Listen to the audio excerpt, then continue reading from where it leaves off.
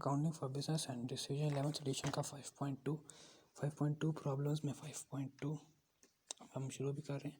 तो क्वेश्चन है, बुक आपको सामने खुली होगी और ये क्वेश्चन है facts by facts sales facsimile machine copiers, एक सेकेंड ये सही हो जाए, and other type of office equipment चाहिए क्वेश्चन है और आपके ये डाटा गिवन है आपको। और क्वेश्चन में हम सिर्फ इसका ए पार्ट करेंगे, बाकी तीन हमारे कोर्स के नहीं हैं, ठीक है।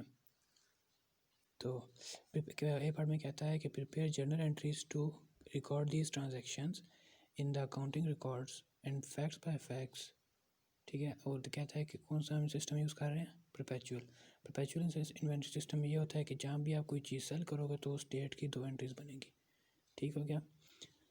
और हम अगर फर्स्ट वाली देखें मे 10 को, तो वो कह रहा है कि परचेज 500 फैक्सिमिली मशीन्स ऑन अकाउंट, मतलब है कि उसने अकाउंट पे ख़रीदा है, उसने अभी पैसे नहीं दिए तो उसके ऊपर ये लायबिलिटी लगी हुई है।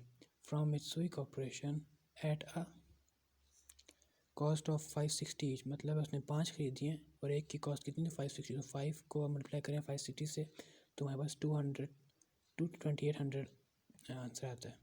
वो कहता है कि हमने 30 डेज़ के अंदर पेमेंट देनी है वापस।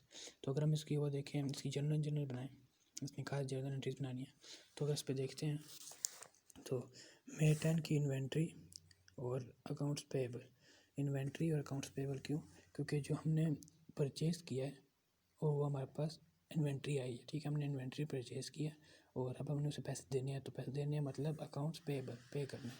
तो वही इन्वेंट्री और अकाउंट्स पेएबल ये क्रेडिट वाली होती है लाइन और डेबिट वाली होती है और ये क्रेडिट वाली ना। तो अकाउंट्स पेएबल मतलब हमने पैसे देने हैं, पैसे जाएंगे क्रेडिट, पैसे आएंगे तो डेबिट। लेकिन यहाँ हमारे पास एक एसेट आ रहा है जो कि 2800 का है, तो ये क्रेडिट डेबिट होगा क्योंकि हमारे पास फ़ायदा दे रहा है, आ रहा है हमारे पास, बढ़ रहे हैं एसेट जब बढ़ता है तो डेबिट होता है, एसेट कम होता है तो क्रेडिट, और जब भी एक एसेट बढ़ता है दूसरा एसेट हमेशा कम होता है। और हम इसकी स्टेटमेंट में लिखेंगे परचेज 5 मशीन्स एट 560 ईच।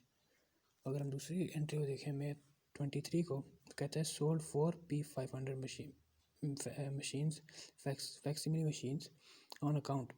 अब इसने सेल कर दिए 5 खरीद के 4 सेल कर दिए और एक की प्राइस कितनी थी 560, और ऑन अकाउंट सेल किए, पैसे नहीं लिए अभी, to Froster and Coal company को, ठीक है। स्टॉक ये क्या लिखा हुआ है, फोकस नहीं हो रहा सही, बॉर्कर्स स्टॉक बॉर्कर्स सेल्स प्राइस, और सेल प्राइस कितनी थी उसकी $900 पर मशीन, उसने ख़रीदा 560 का था और दिया कितने का है $900 का। एक सेकेंड, अच्छा ख़रीदा उसने 500 का था, 560 का, और सेल उसने किया 900 पर मशीन। पेमेंट उसने कहा है कि 30 डेज़ में मुझे वो दो करो। अब इसके अगर हम वो देखें जर्नल एंट्रीज देखें तो मे 23 को उसने अकाउंट्स रिसीवेबल जो कि उसने सेल्स अपना इन्वेंट्री बेच के लिए तो लेनी है, अभी रिसीव करनी है, अभी उसने पैसे नहीं दिए और यहाँ पे वो रिसीव कर रहा है, ठीक है। और उसने कितने की बेची 900 ईच, एक उसकी कितने की थी खरीदी, कितने की थी 560 की। अब 900 को कितनी बेच रहा है, 4 मशीन्स बेच रहा है, तो 4 900 तक करेंगे तो 3600 आएगा। तो सेल्स 3600 और अकाउंट्स रिसीवेबल 3600, एक एसेट हमारा कम हो रहा है और एक एसेट बढ़ रहा है, एक एसेट में हमारे कैश आ रहा है, ठीक है। तो ये इसलिए डेबिट और ये क्रेडिट।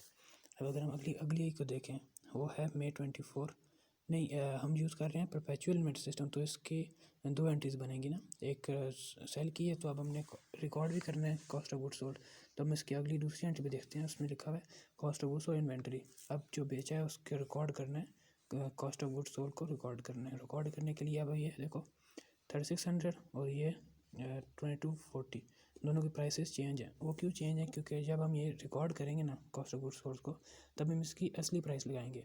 यहाँ हम 900 लगाई थी जबकि असली प्राइस कितनी थी 560, तो अब हम इसको मल्टीप्लाई करेंगे 4 मशीन्स को 560 से, तो आंसर आएगा 4 मशीन्स को जब मल्टीप्लाई करेंगे 560 से 2240, ये आंसर आएगा। मैं चेक करके बताता हूँ जी, 2240 इसका आंसर आएगा। और ये हमने क्यों किया? क्योंकि परपेचुअल इन्वेंटरी सिस्टम था, जहाँ पे भी हमने कोई चीज़ सेल की होगी उसकी 2 एंट्रीज आएंगी, उस डेट पर दो एंट्रीज आएंगी। अब अगर हम देखते हैं May 24 का, May 24 कहता है कि परचेज्ड एन एडिशनल 7 उसने और ख़रीद लिए, और अभी तक कोई पैसा उसने ना तो दिया किसी को, ना ही रिसीव किया कहीं से। उसने 7 और ख़रीदी हैं और उसको उसने अकाउंट पर बेचा है, ठीक है। और कितनी उसकी प्राइस कितनी थी? 7 और ख़रीदियाँ तो उनकी प्राइस थी 560, ये लिखा है। जो 7 नहीं ख़रीदी हैं उनकी प्राइस भी 560 पर इसने ख़रीदी है, और उसने कहा है कि मैं दूंगा पैसे वापस 30 दिन के अंदर अंदर। तो हम May 24 का अगर देखें तो ये है इन्वेंट्री हमने ख़रीदी है, एसेट बढ़े हैं डेबिट, और अकाउंट्स पेबल लाइबिलिटी बढ़ती है तो क्रेडिट में आपको चीट शीट दिखा रहा है, तो उसमें ज़्यादा आसान हो जाता है देखने का। हमारे टीचर ने बताई थी हमारे वाले में, मैं दिखाता हूँ एक से। तो ये चीट शीट है, जब एसेट बढ़ेंगे डेबिट, एसेट कम होंगे तो क्रेडिट, लाइबिलिटीज़ बढ़ेंगी तो क्रेडिट, लाइबिलिटी कम होंगी तो डेबिट, रेवेन्यूज ऑलवेज क्रेडिट होते हैं, और जो एक्सपेंसेस होते हैं वो हमेशा डेबिट होते हैं। याद करने का तरीका इस तरह है कि डेबिट्स शुरू होता है, डेबिट ख़त्म होता है, और बीच में दोनों क्रेडिट हैं, और जो नीचे बच जाता है उसको इस वाले को उठा के वापस लगा दो, ये पूरा। तो ऐसे याद कर ले आसान तरीके। अब अगर हम वापस अपने अकाउंट अपने उस पर जाते हैं तो देख लो, इन्वेंट्री एसेट है, और एसेट जब बढ़ेंगे तो हमेशा क्या होगा? डेबिट। और जो हमारे जो ये लाइबिलिटी है ये बड़ी है, हमारे पैसे देने हैं, तो ये हमेशा क्या होती है? क्रेडिट। अगर जब बढ़ती है तो। अब अगर अपनी अगली जाते हैं अगली डेट पर, वो है June 9। June 9 कहता है कि हमने पैसे पे किए हैं अपनी दूसरी मित्सुबिशी कॉरपोरेशन को, जो हमने मशीनें ख़रीदी थी ना May 10 को, जो हमने मशीनें ख़रीदी थी उसके पैसे हमने पे कर दिए। और अब इसकी एंट्री देखो, June 9 कैश पे किया है, कैश गया है, कैश एसेट है, एक एसेट कम हुआ है, तो वो क्या हो जाएगा? क्रेडिट। पैसे गए हैं ना, हाथ से गए हैं, तो वही क्रेडिट होगा, क्योंकि ये अच्छी बात नहीं है, इसलिए क्रेडिट होगा। जब पैसे आएंगे वो अच्छी बात होगी, जो अच्छी बात होती है वो हमेशा डेबिट लगाने हैं अकाउंटिंग में। और जो अकाउंट्स पेएबल है ना, ये हमारे ख़त्म हो गया, एक लाइबिलिटी उतर गया। जब लाइबिलिटी एक कम होती है, लाइबिलिटी जब भी कम होती है तो हमेशा डेबिट होती है, ठीक है। लाइबिलिटी कम हो गई है, वो हमेशा आगे किधर? डेबिट में। अब अगर दोबारा अगली एंट्री, और इसके हम स्टेटमेंट क्या लिखेंगे? Paid account payable to suppliers, account payable जो हमारे थे इसमें 10 के, वो हमने दे दिए। अब अगली एंट्री पे जाते हैं, वो है June 19, कहता है सोल्ड। अब ये दोबारा सेल कर रहा है अकाउंट, हम ये सिस्टम कौन सा यूज़ कर रहे हैं? Perpetual inventory system.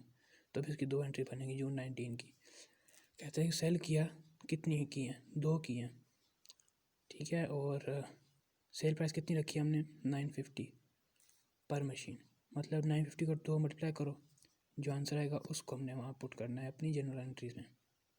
अब इसकी अगर देखते हैं तो लिखा हुआ है June 19 कैश है और सेल्स है, हमने 2 सेल किए हैं, 950 पर, 950 इंटू 2 1900, ठीक है। और हमने जब सेल किया है, हमारा एसेट गया है, कम हुआ है, तो वो क्रेडिट, और एक एसेट कैश जो है वो हमारा बढ़ा है, तो वो डेबिट।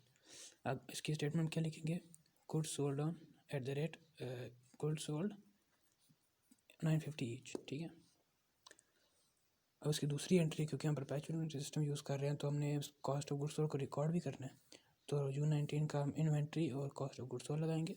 इन्वेंट्री हमने बेची है, एसेट कम हुआ है, क्रेडिट, और कॉस्ट ऑफ गुड्स सोल्ड हमने डेबिट किया। और ये कहाँ से आया? उसने कहा है कि हमने 2 बेची हैं, 2 को बेची हैं, ये 2 बेची हैं हमने, और हम प्राइस हमेशा इधर असली लगाया करेंगे। जो जिस प्राइस पे हमने ख़रीदी थी वो 560 है, और ये हमने सेल प्राइस लगाई है, ये हमारी सेल प्राइस नहीं है, ये हमारी परचेज प्राइस है। इसको हम 2 से मल्टीप्लाई करो 560 को, तो 1120 आंसर आता है। और इसका हम क्या लिखेंगे? Statement to record the cost of goods sold. अब June 22 पे आ जाओ, ये कहता है कलेक्टेड $3,600 फ्रॉम ये इन द अच्छा क्रेडिट ऑन सेल। कहते हैं कि अब हमने कलेक्ट कर लिए पैसे जो हमने लेने थे May 23 को जो हमने चीज़ें बेची थी उसको हमने अकाउंट में बेचा था, और आज वो पैसे कंप्लीट करने हैं, लेने हैं, तो वो आज वापस ले लेगा। तो June 22 को जो कैश था हमारे पास आ गया, और जो अकाउंट रिसीवेबल था वो ख़त्म हो गया। जो ख़त्म हो गया वो क्रेडिट हो गया, कैश हमारा बढ़ा है वो डेबिट हो गया। कैश रिसीव्ड फ्रॉम कस्टमर, तो ये हमारे पास स्टेटमेंट हो जाएगी। तो ये था सोल्यूशन पार्ट ए का।